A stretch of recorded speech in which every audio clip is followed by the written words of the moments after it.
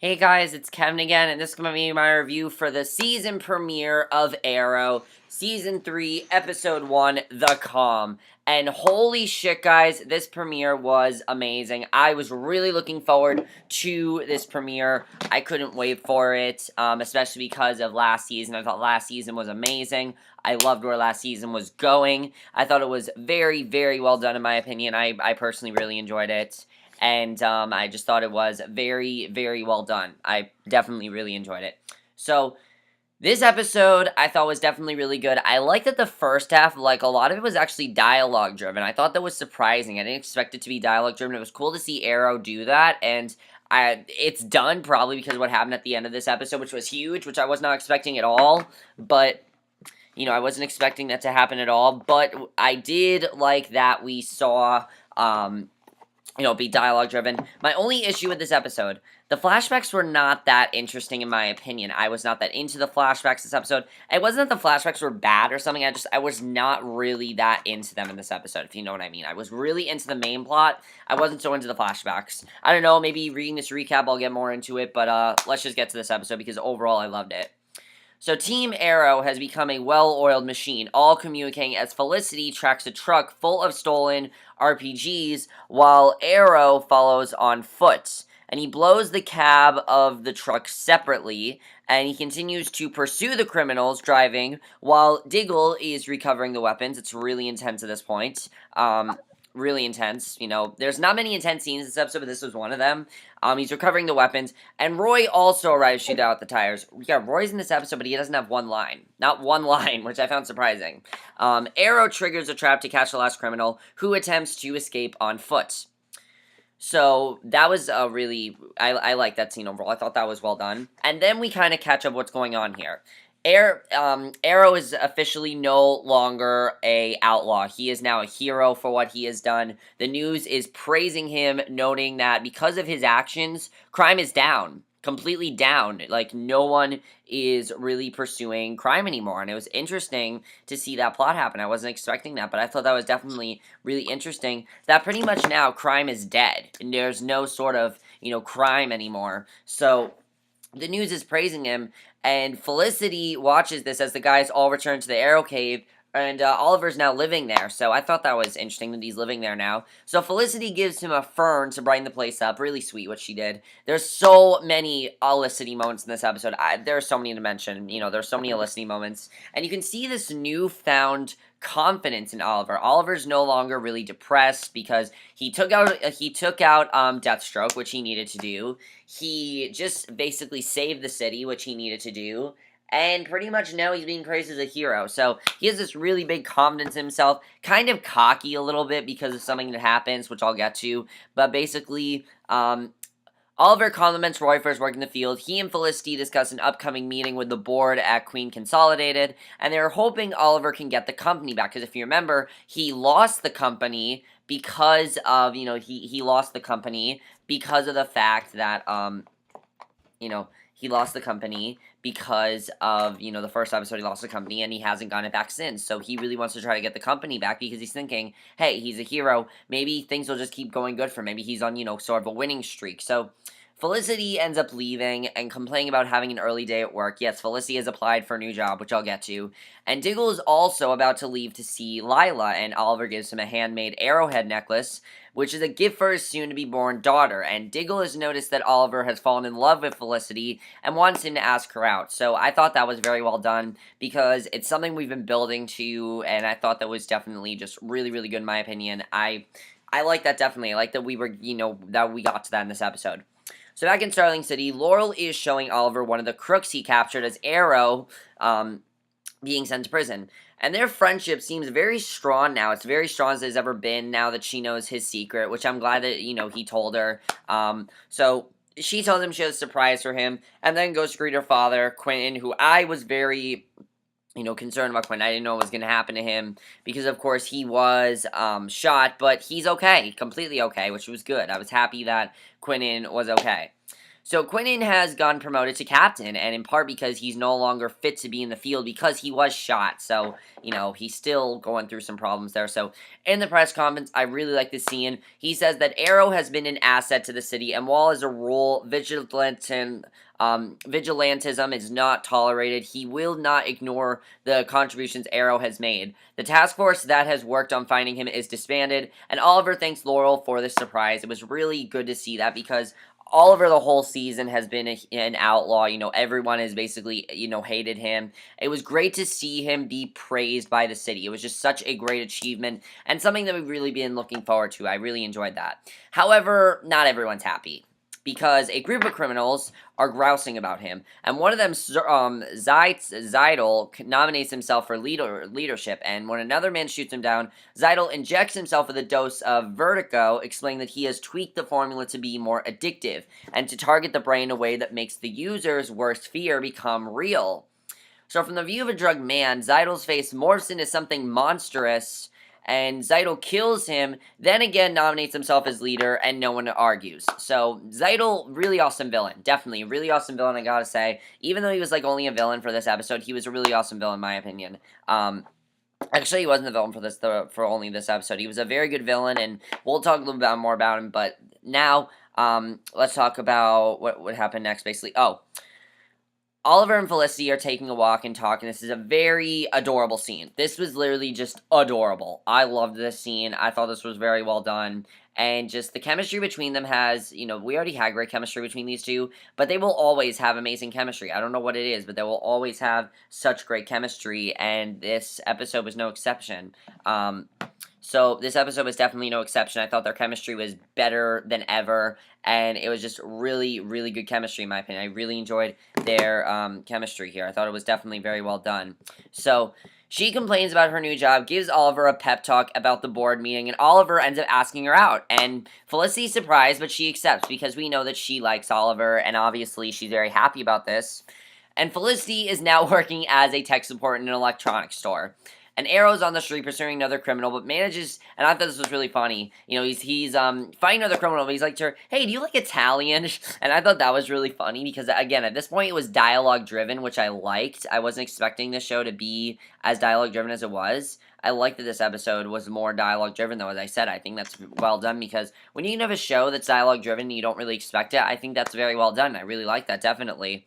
So, basically, he's asking about Italian, and Felicity at the same time, even though Diggle and Roy can hear them, Felicity is supposed to be working, and the police are also following the same criminal. So Quinnen and Arrow see each other, and Arrow thanks Quinnen for his speech before hurrying off. Quinnen yells after him, he says, you got a hot date or something? Which he does, and I thought that was really funny.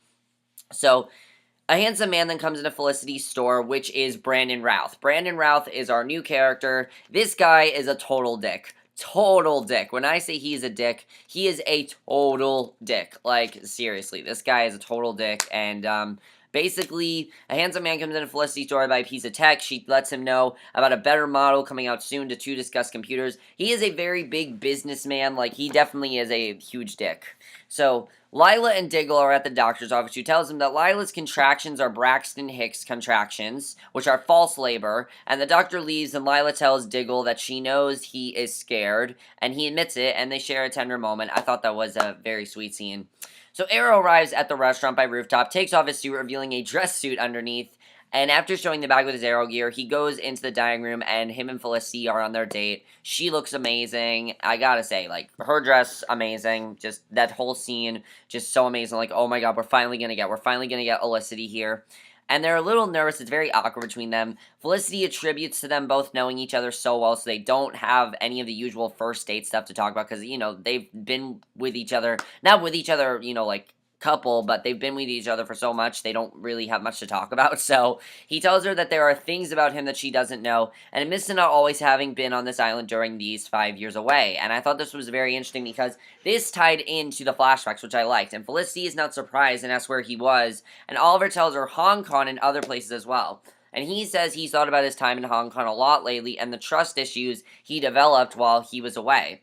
So Oliver tells Felicity that she was the first person he saw as a person rather than a threat or victim. She is embarrassed, remembering that she was chewing a pen when they first met, and he remembers that it was a red pen. So it's all going really well until Diggle, who has been tracking Oliver, do the GSP device that was planted on the arrow suit earlier that night during the pursuit. Diggle fires a rocket launcher into the restaurant. Oliver hears it just in time, grabs Felicity, dives out of the way. People are getting killed in the resulting explosion. Felicity is knocked unconscious, and Oliver takes her to the arrow cave where Roy finds the GPS, and it's destroying the explosion. Oliver is blaming himself, and it's just like, couldn't they just have a nice date? You knew it wasn't going to be good because it was dialogue driven. I'm like, okay, why is Arrow so dialogue driven this episode? This is not normal for Arrow. It's not normal for Arrow to be so dialogue driven. Sorry guys, I'm trying to do something on my phone and it's not working. So that's why you see me using my phone so much, because I'm trying to do something. So I was wondering to myself, why is this so dialogue driven? I didn't expect it to be as dialogue driven as it was. It was really dialogue driven to the point where I was like, why is this so dialogue driven? I wasn't expecting it to be as dialogue driven as it was, and it was very dialogue driven. So, and that's because the rest of this episode was really intense, because people are killed in the resulting explosion. Felicity's knocked unconscious, and Felicity wakes up and Oliver comforts her. And Oliver and Quentin both find each other again in a tattoo parlor. Diggle lies in wait. He injects Arrow with a new Vertigo, and Arrow hallucinates Diggle as his biggest fear himself. So it's basically Oliver versus Arrow at this point. Arrow is badly losing the fight when Quentin intervenes and saves him. Quentin falls, clutching his chest, and Arrow returns the favor, stopping Diggle from killing Quentin. So that was a very good scene.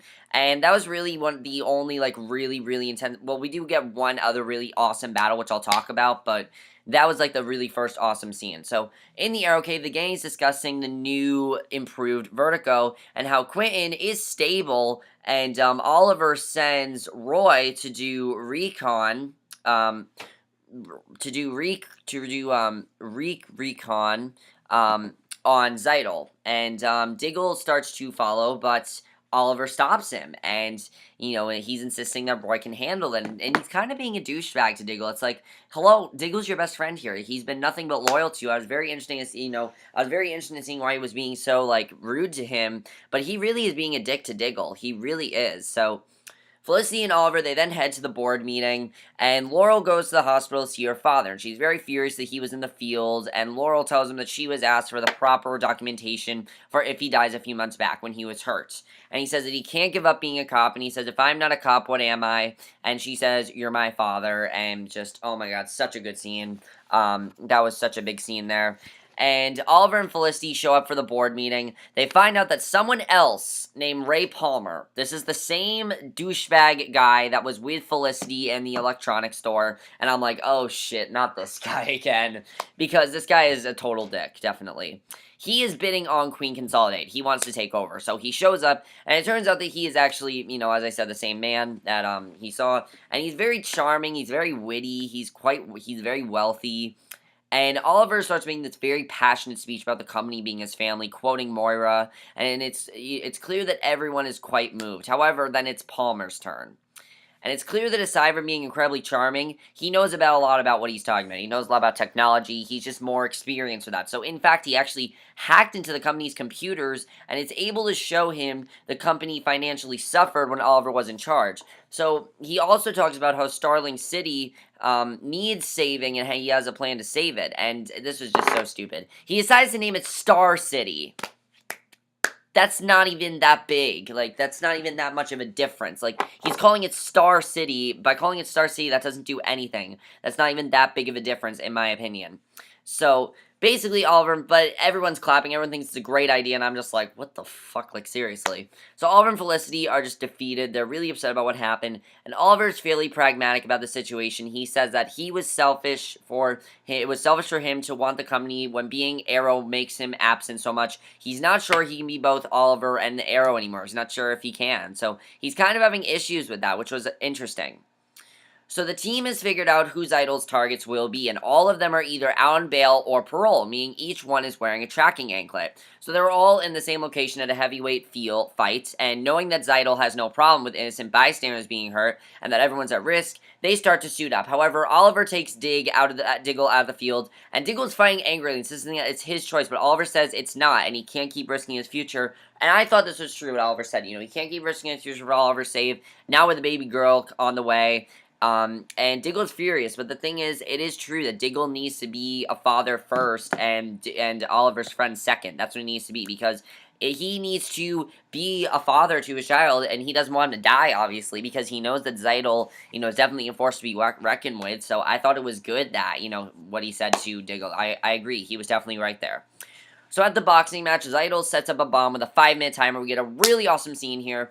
Arrow starts fighting Zidle's thugs at the arena, takes one out, another one asks Arrow what he's waiting for. Arrow responds, "My partner," just as Roy arrives and dispatches the thug. Zidle and another of his goons run for it. Just this really awesome scene going on. Felicity is managing to figure out where the bomb is in the building and sends Roy, and on the roof, Zidle gives Arrow another dose of Vertigo, accuses him of being addicted, and Arrow calmly swallows his fear and begins to fight. And suddenly, Black Canary joins. Sara is back. Yes, Sara's back, and that was just really big what happened there.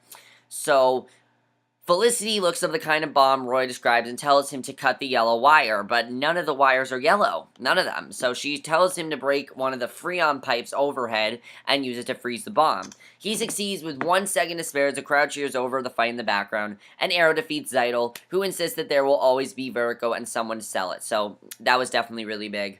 So Arrow and Sara are talking, and basically he's wondering why she's back, because she said that she left because she wanted to, she didn't think that he deserved her. So it was interesting to see her coming back, and she overheard the team on the radio and suggests that Felicity change the frequency more often, but she's not sure how long she'll be in town.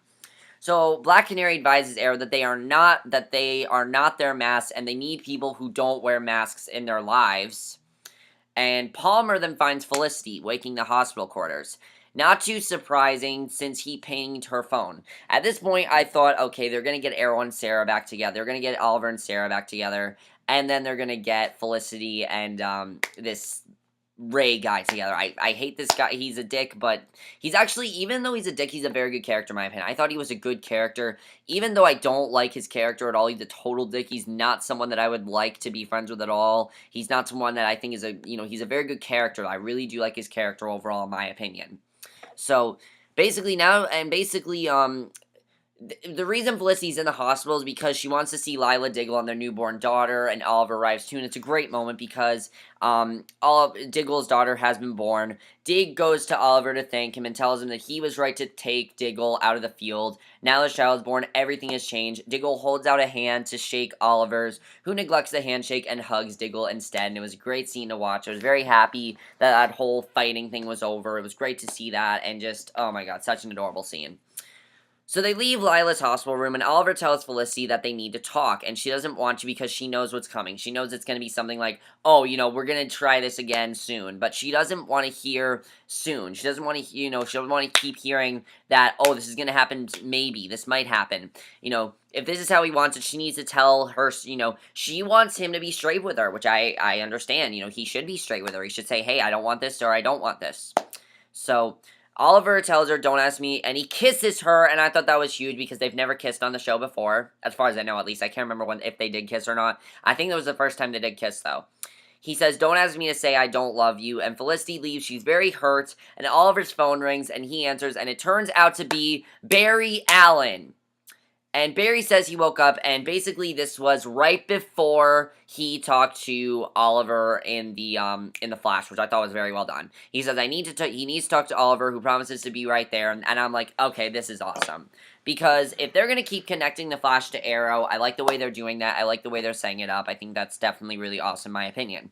So then we get the big scene at the end of this episode. Sara and Laurel, they finally reunite. Sara doesn't want their dad to know she's in town. The sisters chat until Laurel gets called into work. They hug and Laurel leaves. But once she's gone, a deep voice greets Sara. She turns to see who it is. One by one, 3 arrows shoot her in the chest, and Sara falls the edge of the roof to her death. So Sara's dead, and she lands right in front of Laurel, and Laurel just breaks down and cries. And That was extremely surprising. I saw it coming. I did, because I know that Laurel is going to become, I knew that Laurel was going to become the Black Canary eventually, and eventually Sara was going to die, but I didn't think it was going to be in the first episode, and I think that was really awesome that they did it in the first episode.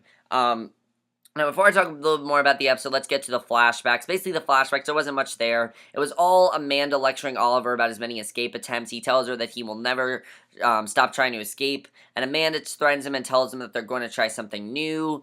And overall, I thought the flashbacks, while they were well done, I did not feel there needed to be flashbacks in this episode, because Oliver talked about what happened in those flashbacks, so we didn't really need to see them, in my opinion, and they kind of took away from this episode. That's my only issue with this episode. Normally, I do really like the flashbacks. It's not that I didn't like these flashbacks. I thought they were good, but they were only in there so they could fill up more airtime for the episode, and I was kind of upset about that, because I really like the main story in this episode. You know, Oliver thinking that he can be both Oliver and Arrow, but he really can't. He's realizing now, I gotta be one of them, and I gotta choose who I want to be here. Do I want to be Oliver, or do I want to be Arrow? He needs to decide who he exactly wants to be, so I really hope he does make a decision there, because it's definitely going to be interesting to see what ends up happening to Oliver. I'm really interested in seeing what's going to happen there. So let's talk more about this episode. Sara's dead. That was, again, very surprising. I wasn't expecting that. I kind of saw it coming again because, one, she's not on the cast poster. Two, again, I knew that Laurel was going to become the Black Canary, and I think what's going to happen now is that Laurel is slowly going to follow her sister's footsteps. We'll have to see what happens, but I thought that was well done. Diggle and Oliver. I like that Oliver told Diggle, hey, you need to step up here and be a father. You need to be a father first and a hero second.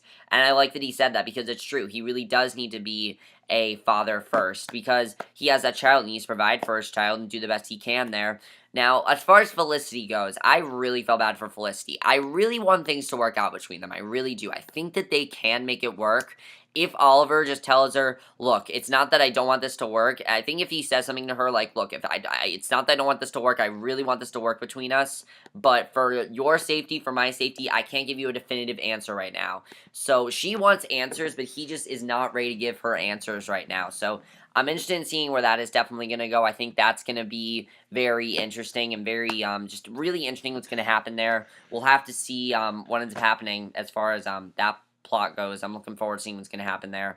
I'm trying to think of what else there is to talk about. Oh, Ray Palmer. This guy is a total dick, but I think his character is very interesting. Even though I think he's a total dick, I think his character is very compelling. He's a character I definitely do want to continue watching. He's a character that, yes, is a character that I don't root for his character. I don't root for his character at all. You're not supposed to. But he is he is one of the villains of this season. I do feel he's gonna hook up with Felicity. They're gonna start a relationship. I feel that's gonna happen. How is Oliver gonna react to Sara's death? I don't know how he's gonna react. I think he's gonna be really upset, but at the same time, I don't know really how he's gonna react. You know, Oliver kind of has this newfound confidence in himself, and I think he's now kind of, I don't know. I think he's realizing that he cannot be so confident. He can't be, like, not really a dick, but, like, he was being kind of cocky in this episode, definitely. So, and also the villain in this episode, badass. The choreography in this episode with the fight scenes, awesome as usual. Always love the fight scenes in this show. No complaints about the fight scenes. Always just love those. They're so well done. And again, my only problem with this episode were the flashbacks. I really liked the flashbacks in this episode, but I was more into the main story, and I would have wanted to see more of it, and I wish we didn't get as many. Luckily, there weren't too many flashbacks, but I wasn't focused on the flashbacks at all, so I didn't really care that much about them, in my opinion. That's just the honest truth. Also, apparently people are sick of Starling City. Them wanting to change it to Star City is one of the stupidest things ever. I really hope that Felicity and Oliver find a way to stop this Ray Palmer guy, because, seriously, he doesn't know what he's doing. He really does not know what he's doing here. He's ruining Starling City, and basically, they don't even realize it. You know, people just think he's doing a good thing. I also like that they're connecting this to The Flash. I think that's very well done as well. I definitely really enjoyed that. But that's basically it for this review. Hope you guys enjoyed it. Let me know what you guys saw of this episode. Overall, great premiere. Really loved it. Really looking forward to the next episode. And I can't wait for what my next video is, guys. Oh my god. My next video I am literally so excited for, because my next video is my review of my most anticipated premiere, which it will be for the premiere of American Horror Story Freak Show. Holy shit, guys. You guys are definitely not going to want to miss that. So I will see you guys for that video. Okay, bye.